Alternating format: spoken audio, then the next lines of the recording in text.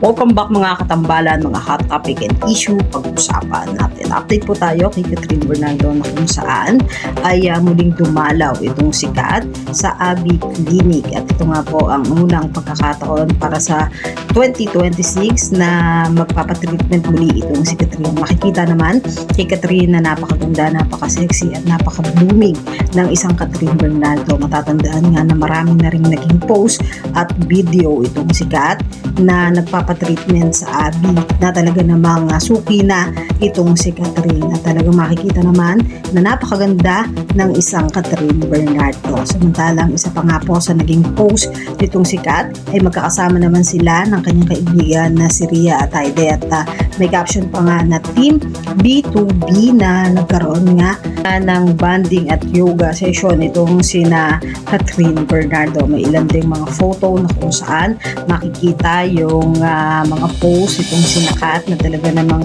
happy dun sa yoga at banding nila ng kanyang mga kaibigan. Samantalang nito lang ay nagkaroon din itong sikat ng post naman at ito na po yung naging taping nila doon sa pagbibidahan nila ni James Reid para po sa Dreamscape na isa nga po sa aabangan ngayon 2026. Makikita naman dun sa ilang mga photo na kung saan ay sinare nga dito mo si Catherine.